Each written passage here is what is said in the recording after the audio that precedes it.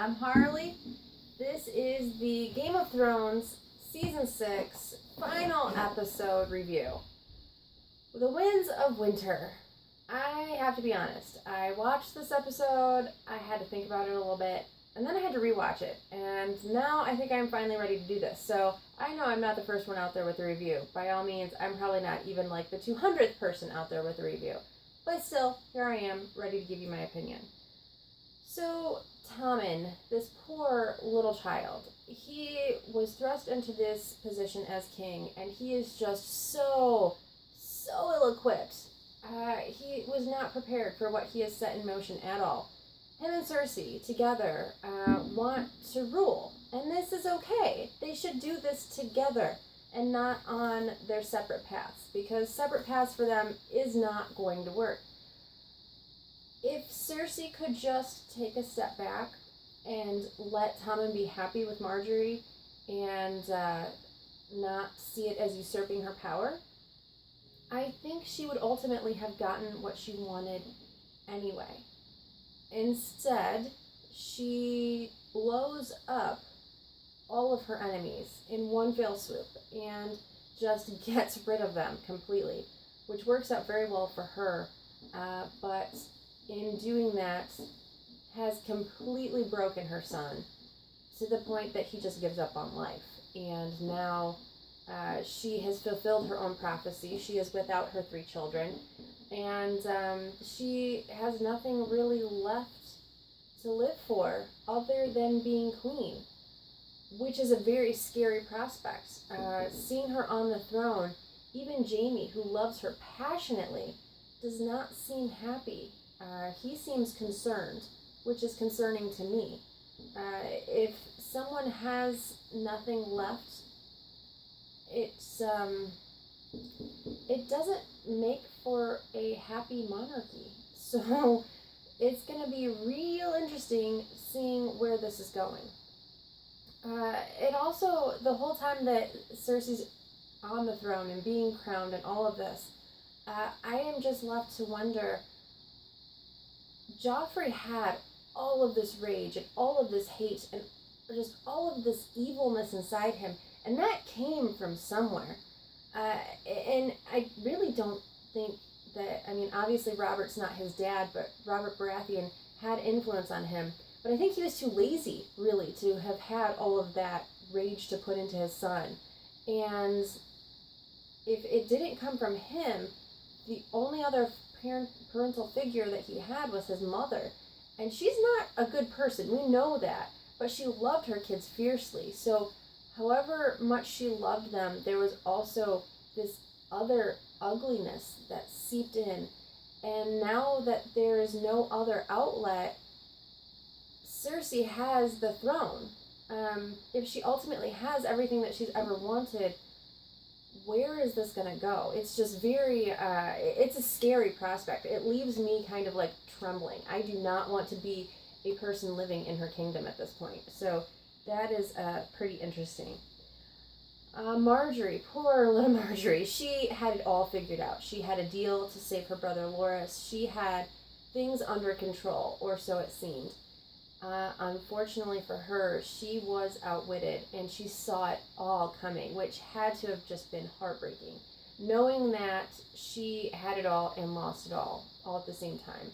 And the High Sparrow, if he could have just gotten off his goddamn high horse, he could have stopped it all. He could have saved a lot of the people. Maybe not all of the people. I mean, obviously you can't stop what you don't know is not coming, but if he would have let them leave, maybe some people could have gotten far enough away to have survived.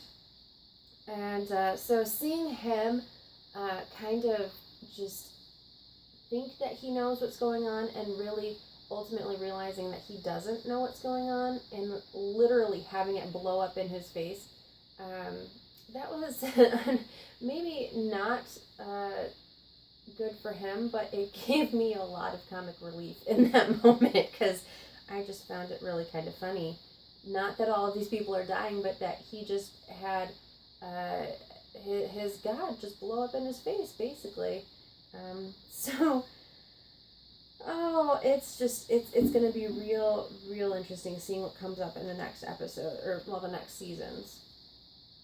Um, Cersei wants them all to know that she has gotten them too. She wants it to be very apparent to all of them before they die that she had the upper hand the entire time, and that they may have thought they got the best of her, but ultimately she outmaneuvered them and had enough cards up her sleeve. Even with every thing they tried to knock away from her, every time they tried to knock her down, she just came back bigger and stronger. It's like the big bad wolf, and now the big bad wolf has a whole shit ton of power. And yeah, so it's gonna be really interesting. I think Jamie is kind of the telltale here, where he just is not excited for her. And I don't know where that's going to lead their relationship, or leave them going forward. Sam gets to the Citadel finally. Took a whole season. And now he's at the Citadel. And what I found interesting is he gets inside of this stone fortress into the inner sanctum where this library is. And all of these books, all of this knowledge is behind chains. Was that at all weird to anyone else? Because I find it very strange. I don't know what that means, or if it means anything at all, but it just seemed really odd to me that everything would just be locked up the way it was. There's finally the confrontation between the Red Woman and Darvos, and she is sent south, which leads me to believe she's going to end up in Dawn, and somehow fighting against Jon Snow coming up in the future seasons, just because what else does she have left? I mean, really, there's nowhere else for her to go. We also find Varys in Dawn, and find that is been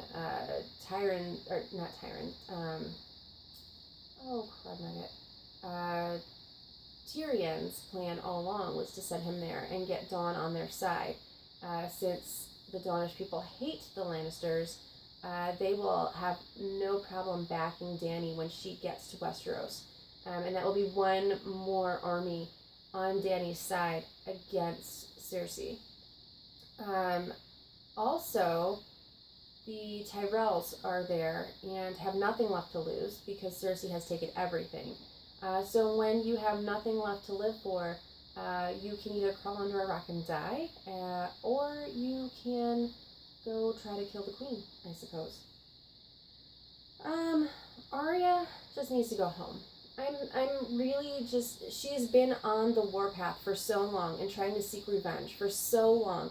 And ultimately she is getting it, but I am concerned that once she gets to the end of this list, what does she have left?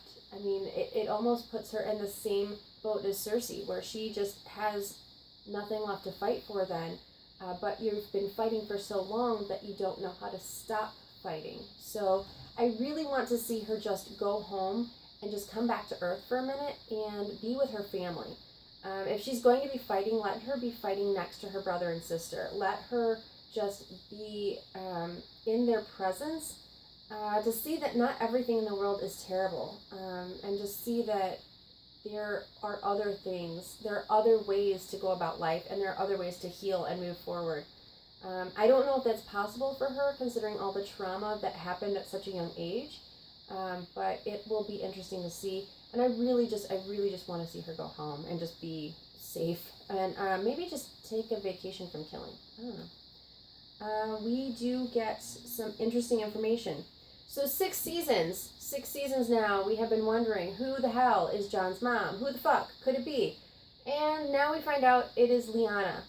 So awesome! Jon's mom is Lyanna. That means that obviously Ned did not knock up his sister, so Ned is not his dad. And we are still in the same freaking boat. We still don't know who the parents are. And it irritates me to no end. Because I was so excited. I knew this season we were going to find out who his mom was. And knowing that does not provide me any relief now. Because I want to know who the dad is. If you're listening closely, Lyanna does say that Ned has to protect Jon. Ned has to protect the baby, because if Robert finds out, Robert will take his wrath out on this child. which leads me to believe that Robert Baratheon is not Jon's father, although he has the black hair thing going on. So maybe they hooked up before marriage. It's possible. But the only other thing I can think of is that maybe it's the Targaryen king, the Mad King that Jaime killed. That's been the story this whole time, that Lyanna was taken by the king. So if that's the case, it's going to lead for some very interesting storytelling, because my thinking is that with Dany having dumped Dario and coming across the sea now, her best play, the best move she can make, would be to join forces with Jon. Jon doesn't really want to go against Cersei. I don't think, he's more worried about the Night King, but I think ultimately he would not mind seeing Cersei dead, since she played a big hand in his dad, so to speak, being killed. The person that raised him being killed. So the best play for Dany is to offer to join forces with him against Cersei to get back the throne. Now, if Jon's parents are Lyanna and the Targaryen king, whose name I can't remember, obviously, that means that they're brother and sister, and that's just icky. And so Jon being the king of the North has not worked out well the king of the North has not worked out well. I think it could work out better for Jon, especially if he can team up with Dany, but I don't know that marriage is the best plan at this point, and was her plan. So we'll have to see how that works out in season 7 and 8. Also, it was kind of a side note as Bran is saying bye to Benjen, but Benjen lets it be known that the wall is not just ice and stone and this big barrier between what is north of the wall and south of the wall. It's also carved in magic and keeps the dead from crossing. So as long as the wall stands, the dead can't cross. Those are Benjen's words. That being said, if Benjen knows, it's probably fair to say that the Night King knows. And if the Night King knows, that leads me to believe that somehow this ginormous wall is going to come crashing down. There's no other way for him to attack, because I don't think humanity is going to come running to fight him in the north. That's not a good play for them. So I really foresee the wall coming down, and that is going to be really entertaining if that is the case, but we will have to wait and see. Also, we get to know Littlefinger's plan, which I don't think comes as any shock that he has been wanting and angling and trying to get to the throne, which ultimately he could do. But the fact that he wants Sansa to be his queen, that is a little disturbing to me. Because, obviously he always wanted to be with her mom. That is no surprise. But the fact that he is now journeying down pedophile lane is a little creepy. Obviously Sansa is grown up and she is an adult now and she can do what she wants, but Littlefinger has known her since the day she was born, and that is just creepy and icky, and I think the way she played it off was very smart. She didn't completely rebuff him, but she didn't full on be like, yeah, I'm into this, because obviously it's weird. We all know it's weird. But she might have to keep that card in her back pocket for play in the future, because it worked out very well for her at the Battle of the Bastards, and so you can't just say no, as it were. But she's very good at this whole playing the game thing, and so it'll be interesting to see where that leads. So, Jon is king, and Cersei is queen, and Dany is coming across the sea. There are many chess pieces in play now. Everything is coming together. Everybody's still kind of wrapped up in their own self-centered little world and vying for power, when we all really know that the bigger battle is at hand, that the Night King is coming. Winter is now upon us. Winter has come.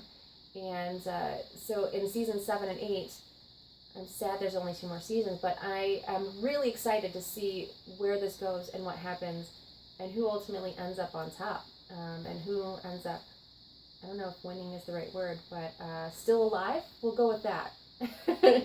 Look forward to talking to you all in the future. Leave me your comments, leave me your questions, and I will do a complete season wrap-up, and I will talk to you soon. Bye, guys.